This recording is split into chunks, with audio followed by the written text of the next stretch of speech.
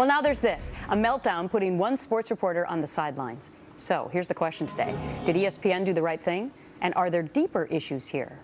Dr. Paul Hokemeyer is a marriage and family therapist. Michael Rafey is an attorney.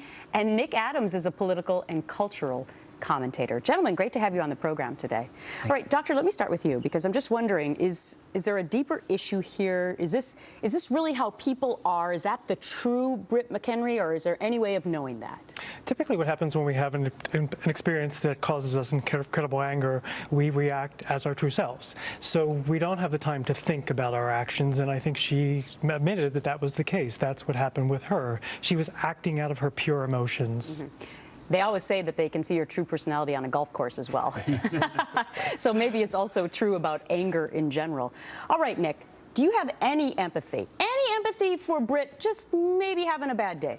Gretchen, look, everybody's human. Everybody has a bad day. We can't all be trim, taut and terrific all of the time, except, of course, you. Yeah, right. But no, look, seriously, life is full of trips, spills and falls.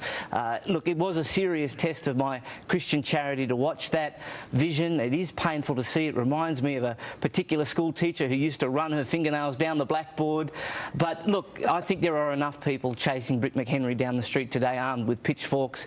I don't know that me and my boomerang are going to have much impact, and I think that, you know, we need to be a little bit sympathetic. We don't know the full circumstances. Interesting. So she was suspended, Michael, for 1 week. You're an attorney. What kind of legal ramifications, if any, are here?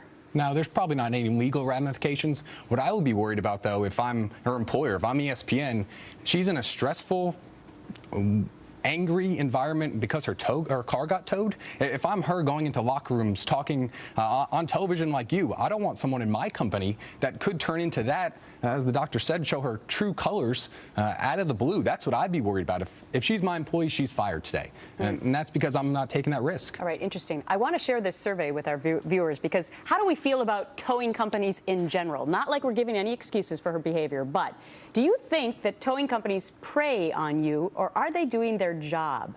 Well, look at that.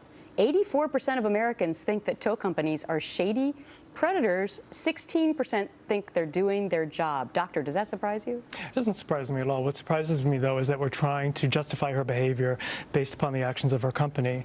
What she did was really appalling in terms of how she treated another human being. And I think the other woman was a woman, and how one woman talking to another woman, I think, is outrageous. Well, what was shocking to me was that the woman behind, the attendant, actually warned her that there was a surveillance camera right up there, and she kept on going. Look, it was nasty, Gretchen. There's no two ways about it. It was nasty. It was awful. It did make all of us wince and cringe. I think, though, that we don't know the full circumstances. We don't know the scale of the provocation beyond the camera. One thing is for sure, it was a very painful video. Perhaps that's something that we can airlift to Guantanamo Bay for interrogation use. All right, gotta leave it there. Guys, have a great weekend. Thank you. Nice.